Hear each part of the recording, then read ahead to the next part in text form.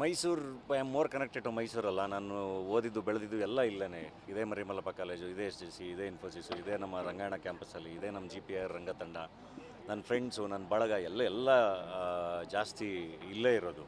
ಅಥವಾ ನನ್ನ ಮೊದಲನೇ ಸಿನಿಮಾ ರಿಲೀಸ್ ಆದಾಗಲೂ ನಾನು ಮೊದಲು ಇಲ್ಲಿಗೆ ಬಂದಿದ್ದು. So Mysuru I am more connected. ಅದು ಮೈಸೂರಲ್ಲಿ ಬೆಳೆದಿರೋರು ಯಾರಿಗಾದರೂ ಮೈಸೂರು ಅನ್ನೋದೊಂದು ಎಮೋಷನ್ ಅದು. ಆ್ಯಂಡ್ ನನ್ನ ಬದುಕು, ನನ್ನ ಕೆರಿಯರು ಎಲ್ಲದೂ ಶುರುವಾಗಿದ್ದು ಮೈಸೂರಲ್ಲಿ.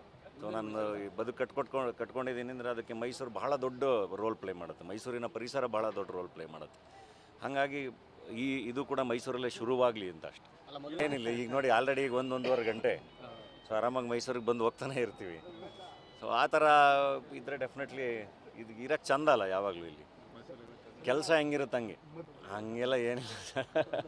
ಅದೆಲ್ಲ ಫ್ಯಾಮಿಲಿ ಎಲ್ಲರೂ ಸೇರಿ ಮೆನ್ಯೂ ಸೆಲೆಕ್ಟ್ ಮಾಡಿದ್ದಾರೆ. ಹೋಳಿಗೆ ಊಟ ಇರುತ್ತೆ, ಒಳ್ಳೆ ಒಬ್ಬಟ್ಟು ಊಟ ಹಾಕಬೇಕು ಅಂತ. ಸೊ ಅದಿರುತ್ತೆ.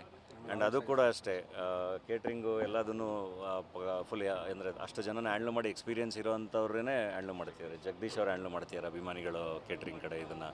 ಆಶೀರ್ವಾದ್ ಕ್ಯಾಟರರ್ಸ್ ಅವರು ಬೇರೆ ಅತಿಥಿಗಳದ್ದು ಹ್ಯಾಂಡ್ಲ್ ಮಾಡ್ತಿದ್ದಾರೆ. ಆ್ಯಂಡ್ ಎಲ್ಲದಕ್ಕಿಂತ ಹೆಚ್ಚಾಗಿ ಅರುಣ್ ಸಾಗರ್ ಅವರು ಸೆಟ್ಟು ಇದು ಎಲ್ಲ ಹಾಕ್ತಿದ್ದಾರೆ. ಅಂದರೆ ಆರ್ಟ್ ವರ್ಕ್ ಅವ್ರದ್ದಿರುತ್ತೆ.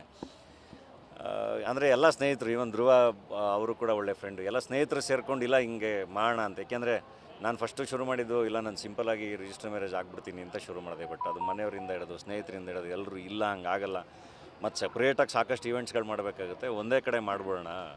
ಆ್ಯಂಡ್ ಫ್ಯಾನ್ಸ್ಗಳಿಗಂತೂ ನಾವು ಸಪ್ರೇಟಾಗಿ ಈವೆಂಟ್ ಮಾಡಲೇಬೇಕಿತ್ತು.